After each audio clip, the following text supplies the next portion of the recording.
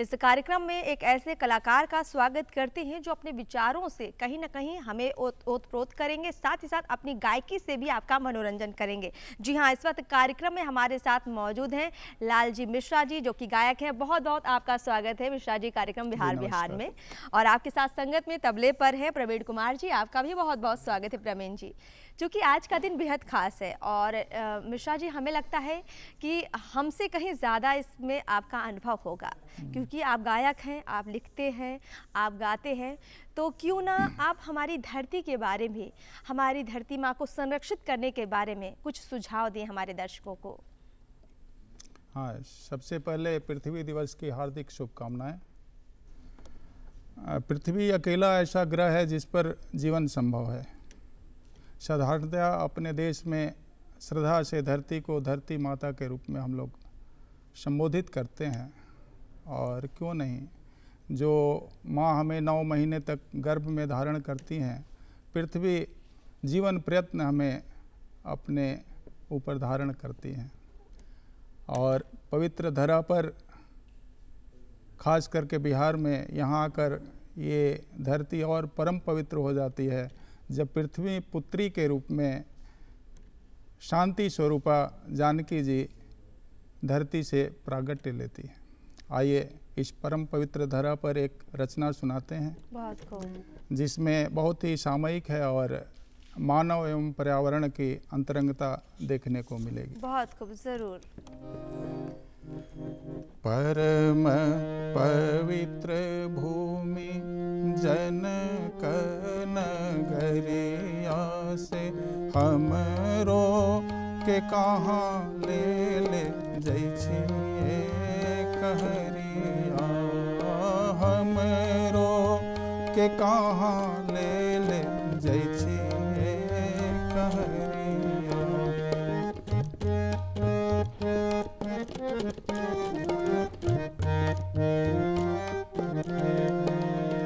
केरवा कदम गाछ पीपल कनक पात, सुंदर सभ बन छूटल कहरिया। देखिए हमारा अतीत कैसा रहा होगा, जहाँ पेड़ पौधे से भी बिछुड़ने का दुख होता है। केरवा कदम गाछ पीपल कनक पात, सुंदर सभ बन छूटल कहरिया। परम पवित्र भूमि जनक नगरिया से हमरो के कहाँ ले जाइ छिए कहरिया।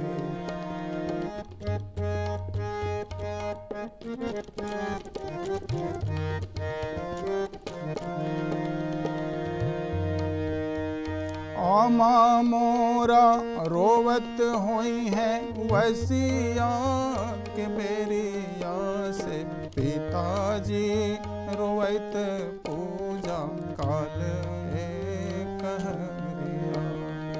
आमा मोरा रोवत होई है वसिया के बेरिया से, पिताजी रोवत पूजा काल कहरिया।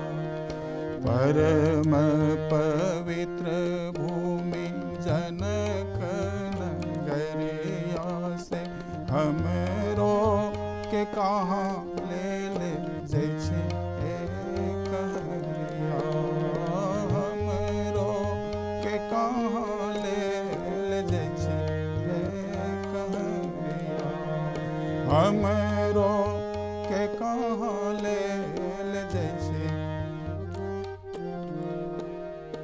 बहुत खूब, आपने प्रकृति के प्रति जो प्रेम प्रदर्शित किया है अपनी गायकी के माध्यम से और हमारे दर्शकों तक जो संदेश पहुंचाया है, बेहद खूबसूरत है। लाल जी, हम ज़रूर चाहेंगे कि कार्यक्रम में हम आगे बढ़ें। उससे पहले हम थोड़ा आपको भी समझना चाहते हैं, आपकी गायकी की शुरुआत कब कैसे हुई, क्योंकि आप जिस मुकाम पर हैं पहुंचना बड़ा मुश्किल होता है, तो कैसे इस सफ़र की शुरुआत हुई? नहीं, ऐसा नहीं है। मेरे अंदर मेरे संस्कार में रहा होगा। और जब समय उपयुक्त आया तो निकल के बाहर आ गया। पहले हम अपने जो उत्तरदायित्व था उसमें लगे थे, लेकिन जैसे उससे अवकाश मिला तो स्वाभाविक तौर पर मैं, चूँकि ये मेरा अंदर से कहीं ना कहीं बचपन का शौक था आपका? हाँ, बचपन में शौक मान लीजिए था, लेकिन बीच में इससे दूर हो गए थे। वापस से आप इसमें पूरी तरह से रम गए हैं? रम नहीं गए हैं, इसका आनंद ले रहे हैं बस। चलिए। और स्वांतः सुखाय है, और ये मेरे दैनंदिनी में है और कुछ ज़्यादा नहीं। और सबसे बड़ी बात है कि ये सब अपने पुरुषार्थ से नहीं है, ये कृपा साध्य है।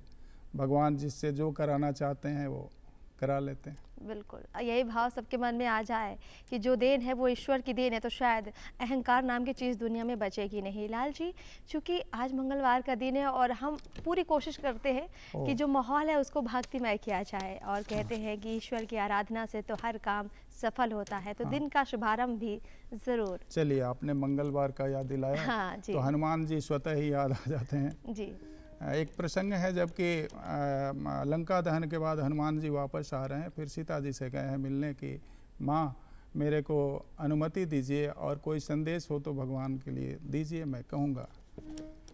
माँ तुमोहि दीजिए कछु चीन्हा, जैसे रघुनायक मोहि दीन्हा। जैसे भगवान ने आपके लिए मुद्रिका दी थी।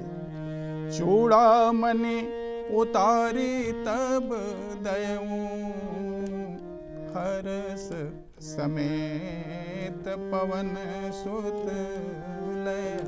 जानकी जी चूड़ामणि उतार के देती हैं। कहु तात अस मोर प्रणामा, सब प्रकार प्रभु पूरन का। मेरा प्रणाम निवेदित कीजिएगा और कहिएगा, दीन दयाल बिरद संभारे, हरहु नाथ मम संकट भारे।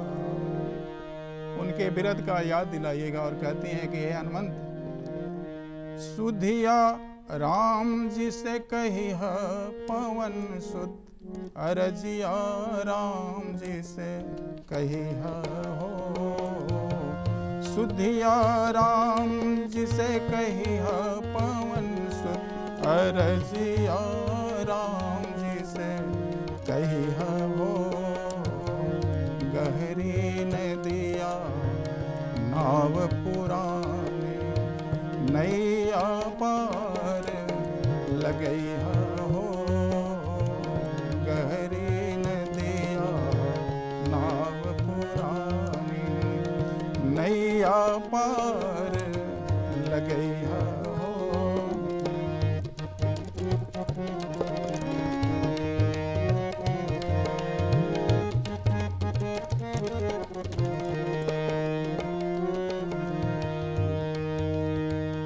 राम लक्ष्मण भरत शत्रुघ्न, चारों से हमें मिले हो। राम लक्ष्मण भरत शत्रुघ्न, चारों से हमें मिले हो। अंजनी कुमार पवन सुत नंदन, सुधिया राम जी से कही हो।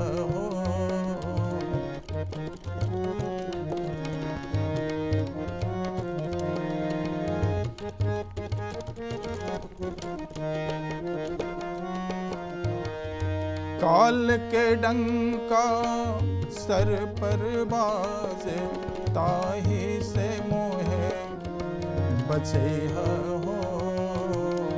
अंजनी कुमार पवन सुत नंदन, सुधिया राम जी से कही हो। अंजनी कुमार पवन सुत नंदन, सुधिया राम जी से, सुधिया राम जी से, सुधिया राम जी से कही हो। क्या बात है, जय हो, बहुत खूब। लाल जी, हम ज़रूर जानना चाहेंगे कि आप भक्ति मार्ग की तरफ कैसे बढ़ गए? मतलब गायकी में आजकल लोग तमाम आयाम चुनते हैं, हाँ, आप इधर कैसे आए? देखिए अपनी रुचि की बात है, और मैंने बताया कि प्रभु कृपा सबसे महत्वपूर्ण चीज़ है।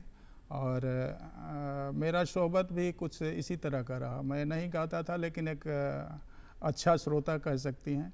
पहले मैं इस तरह के भजनों को या प्रवचन को अक्सर सुनता था खाली समय में, तो वही एक कारण समझिए। मतलब जो सुनते सुनते गए उसी में हाँ, रम गए। वही बात हो गई। आपने रामचरितमानस पर काफ़ी कुछ गाया हुआ है। जी। कैसे, मतलब आप इसी में रामचरितमानस में आपने इतना जो रचनाएं हैं हाँ। उनको कैसे एक सुरबद्ध किया? अब वो अंदर से एक रुचि थी और एक जुनून कहिए, और फिर बाकी काम तो प्रभु जी का है। अच्छा, गायकी के बारे में थोड़ा बात कर लेते हैं। तमाम नए युवा कलाकार ज़रूर जानना चाहेंगे कि गायक को जो है कितना रियाज करना पड़ता है, सुबह से लेकर शाम तक कितना समय आप गायकी को दे पाते हैं? देखिए, साधना तो आवश्यक है। साधना के साथ नियमित और वो गुरु जी के देख रेख में अगर निरंतर हो तभी बात बनती है। बिल्कुल, गुरु का आपने जिक्र किया, आपकी शिक्षा दीक्षा पर भी आएंगे, लेकिन हम चाहेंगे उससे पहले और कुछ आप हमारे दर्शकों के लिए रामचरितमानस से जुड़ा अगर कोई प्रसंग है। देखिए, आज का जो दिन है पर्यावरण या पृथ्वी को कहिए, तो रामचरितमानस में तो गोस्वामी जी उपमा की भरमार प्रकृति से ही किए हैं काफ़ी। देखिए, प्रकृति हमको क्या क्या देती है, पर्यावरण क्या क्या देता है, उनका स्वभाव कैसा होता है, जिसका हमको संदेश मिलता है।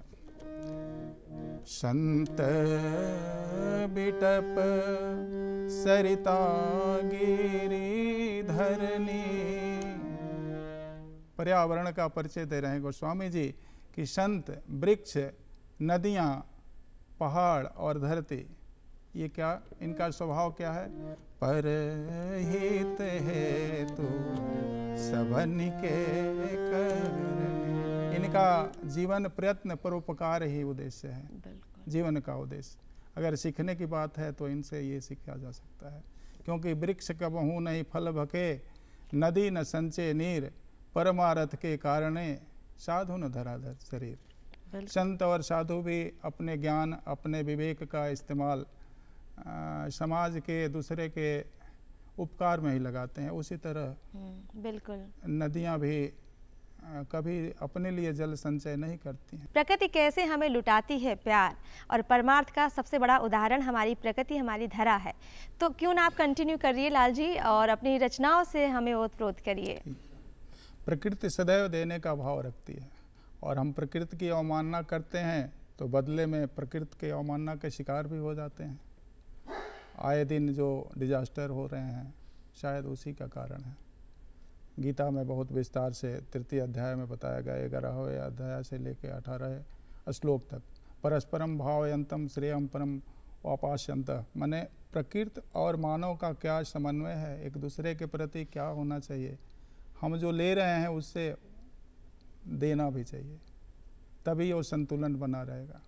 हम ग्रामीण परिवेश से आते हैं, वहाँ पर जब अन्न खलिहान में जाता था तो वहाँ पर उपरोहित जी का भाग, नाई का भाग, धोबी का भाग, सबको देने के बाद जो प्रसाद स्वरूप अन्न बचता था उसको हम लोग अपने इस्तेमाल के लिए रखते थे।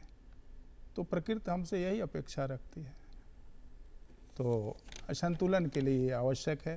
आइए एक रचना सुनाते हैं। सृष्टि का जो क्रम है, रचा है सृष्टि को जिस प्रभु ने, वही है सृष्टि चला रहा है। रचा है सृष्टि को जिस प्रभु ने, वही है सृष्टि चला रहा है। जो पेड़ हमने लगाया पहले, जो पेड़ हमने लगाया पहले, उसी का फल हम अब पा रहे हैं। रचा है सृष्टि को जिस प्रभु ने, वही है सृष्टि चला रहा है।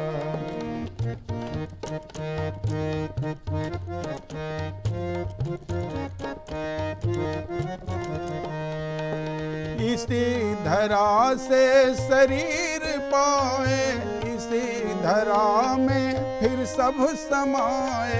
है सत्य नियम यही धरा का, है सत्य नियम यही धरा का। एक आ रहा है, एक जा रहा है। रचा है सृष्टि को जिस प्रभु ने, वही सृष्टि चला रहा है। रचा है सृष्टि को जिस प्रभु ने, वही सृष्टि चला रहा है। बहुत खूब, सच आपने कहा है कि हमें इस सृष्टि से जितना मिल रहा है हमें बदले में उतना देना भी चाहिए, हाँ। तभी तो ये संतुलन बनेगा। बहुत खूब। लाल जी, हम आगे आपकी गायकी के बारे में ज़रूर और जानना चाहेंगे। आप तमाम जगहों पर गए होंगे, हाँ। तो कुछ अनुभव शेयर कीजिए, कुछ खास। अब देखिए, मैं तो बताया ना कि स्वांतः सुखाय के लिए, और मैं जो समझा हूँ कि हनुमान जी आज के दिन के लिए सबसे रसिक और श्रद्धालु श्रोता हैं भगवान की कथा का, तो मैं भी हनुमान जी को ही आगे करके उनको कथा सुनाता हूँ या भजन सुनाता हूँ। और बाहर में कहीं मौका मिला, पर्यटन विभाग, कला संस्कृति के जो भी प्रोग्राम होते हैं, तो अलग अलग जगह जाते रहते हैं। अलग अलग जाते रहते हैं। बहुत अच्छा। कुछ और रचनाएं हैं, क्योंकि समय बेहद कम बचा है, हम चाहेंगे उस समय का बहुत सदुपयोग किया जाए। हाँ, इस भजन के माध्यम से हाँ। भगवान के रहने का स्थान पावन क्या हो सकता है। तूने आंगन नहीं बुहारा, आंगन का अभिप्राय अपने हृदय से है। तूने आंगन नहीं बुहारा, कैसे आएंगे भगवान, कैसे आएंगे भगवान। तूने आंगन नहीं बुहारा, कैसे आएंगे भगवान, कैसे आएंगे भगवान। चंचल मन को नहीं संहारा, कैसे आएंगे भगवान, कैसे आएंगे भगवान।